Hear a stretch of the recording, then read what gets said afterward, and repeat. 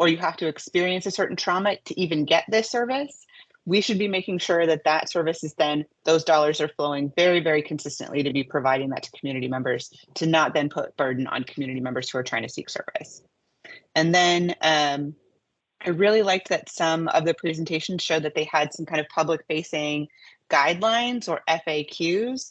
I think that should be a standard practice that's required, that there be something, ideally it's a template, so that like if page 6 is the indirect negotiation allowance, it's always page 6, right? Like I know where to find that regardless of what agency I'm engaging with, and that it should include information on how nonprofits can ask to negotiate, because it seemed like there was an expectation that the nonprofit contractor or grantee needed to know that they needed to ask for something different than what they were being offered.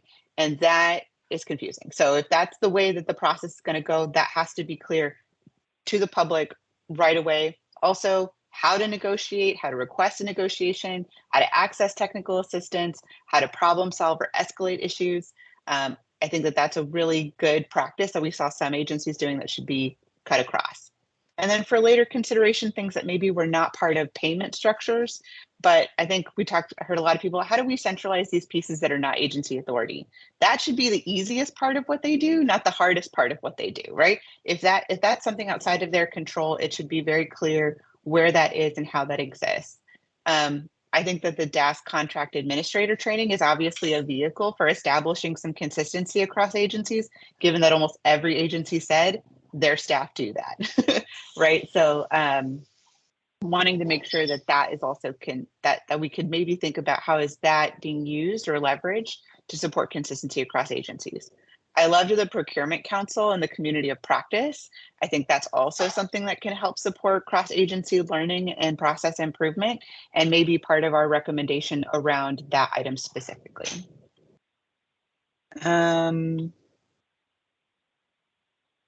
The recording stopped somewhere. I will say, Stephanie, that these are in my notes, so at least I have them. I didn't realize the recording stopped. I'm not controlling that one. Sorry. Okay, now getting into February. So let's see if I can open this up.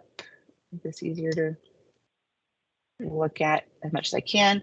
So I'm going to put up on the screen after our Jamboard activity. This is going to look tiny. I'm sorry, y'all. Let me fix it. Okay. After our Jamboard activity, I think folks remember we kind of put together these questions. During our agenda planning meeting, we kind of rewrote and tried to consolidate some of the questions. And so what we're going to be asking for is, again, we're going to be asking for some agency presentations, and then we're also going to get a DAS specific presentation. So from DAS specifically, we learned in our agenda planning meeting that DAS is actually the one that is setting the insurance requirements for different project types, service types through a matrix that they have developed. So we want to make sure that we understand what this is and where in that system agencies have discretion and where they don't. Under our questions, so the first one here is to please share a workflow that shows your agency's start to finish process in developing a grant application and grant agreements. So we saw a little bit of that today. I also added in there, putting in those projected timelines. How much time do they give themselves to get through this process? Is something we want to know. This presentation specifically is for a uniform application process. This is where we're looking for those, what are you all doing that's kind of the same, or what could you all be doing that's the same? So first we want to understand what their general workflows are. Then we have a question here on which grant decisions does your agency need to have reviewed by DAS or DOJ, and what grant decisions does your agency have discretion over? So that came up today, right, as a missing piece. So thankfully, that's going to be part of kind of our next series of questions, is trying to figure out, where do you decide? Where does DAS decide? Where does DOJ decide? We're just going to ask kind of an open-ended question about challenges with having a grant pre-approval process.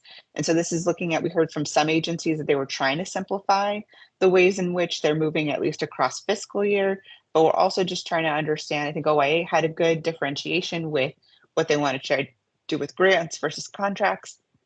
So trying to understand what do they need to get to a place where they're able to pre-approve some element of their process and then have individualized grant agreements for the things that are truly individualized. If everyone's doing after school, right, there should be at least some amount of that is the same, and then what is different.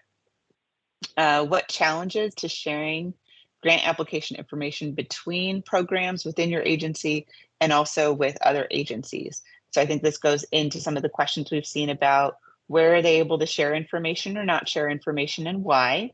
And then we've got to differentiate between your agency's authority and administrative rule, as well as those made by the legislature. So again, this is trying to differentiate where is it that the agency's discretion, where would it be like a rules update that we might be recommending versus if we wanted to change something and it's actually a legislative change so that we're aware of the differences between those things. And then what are the challenges in having a shared grant application process across agencies? So so in that pre-approval one, that's just within your agency. So within your own kind of scope of work, what is your trying to have some kind of pre-approval so you're not just doing an RFP from the ground up every single time? And then what would be the challenges in sharing those across agencies, recognizing that those are two different distinct questions. So now with our last 5 minutes or so, any changes or updates we want to make to these questions? Felista, go for it. Yeah, Mercedes, I don't think you can see the chat, but I just wanted to add in that I would love to reframe rather than what are the challenges, instead asking like, what would it take? And I think that'll also help us write the recommendations in a thoughtful way, because these could potentially be the recommendations that we're taking right to our final report. So, and I feel like we got a sense from several of the presenters that there's an openness to changing things. So thank you. Okay, so what would it take to have a grant pre-approval process?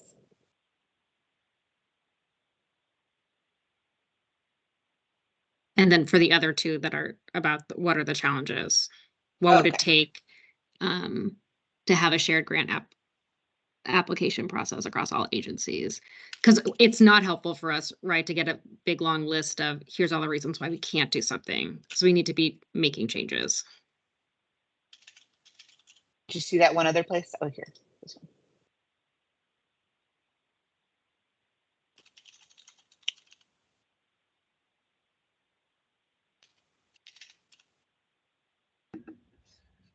Related to that, I don't know, it seems like they're also using different award management systems. And I think that I don't know if there is a uniform award management system that could be utilized, but it might be helpful to understand what, if any, flexibility there is there. And I know it's a huge question, particularly for entities that do a lot of granting and have had those systems for a long time. But just going back to the observations and the presentations of like some organizations have full dashboards and others are like, we cannot track this amount of time. I'm just trying to think about what would actually be a tool that helps streamline. So do we want to know what tools they're currently using?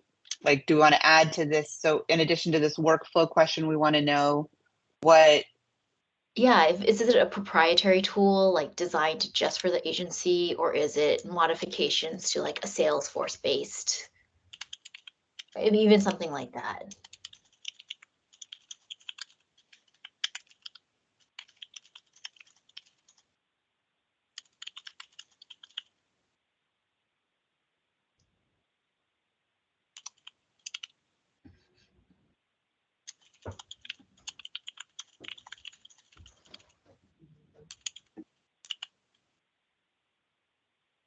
Okay, no, we can't see what it all says.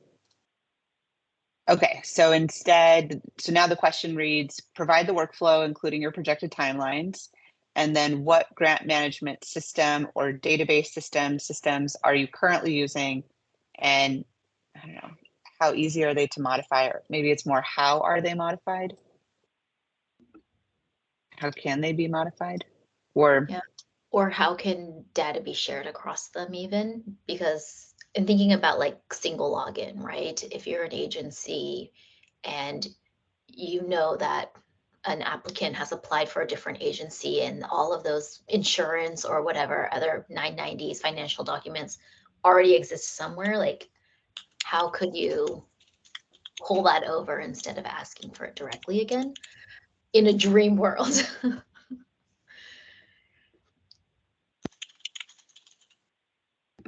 Dolly confirms don't have it.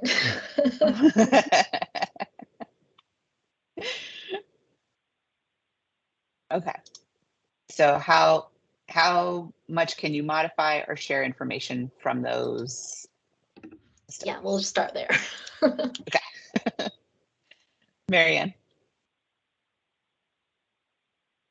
I thought it was very interesting because St. Vincent de Paul, the company I work for, has a preschool promise, and we were with ODE through that process, and that we were using the EGMS, electronic grant management service. And now it sounds like they've now, Delk has broken off, and now they have two separate systems where they were both together using one system. So that was interesting to me.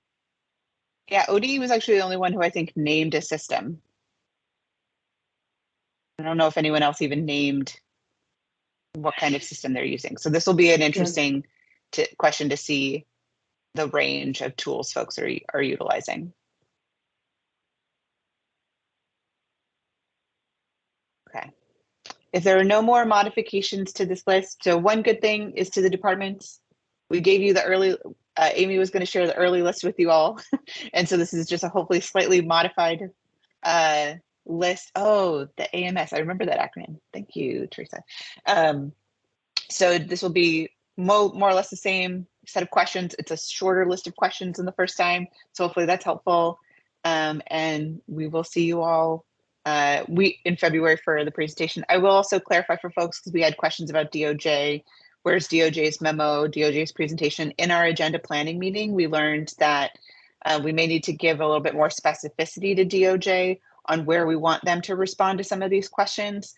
So I'm hoping that we can talk about that further in our February agenda planning meeting. So if you haven't been attending those, but you're interested, we got a little bit of initial information from DOJ, probably going to get more. So if you want to talk a little bit more in depth with us about how we structure our questions to them in these different formats, I think this question about when do you have to go to DOJ and when is it your agency's authority will help us kind of drill down more specifically on what we want to see from them.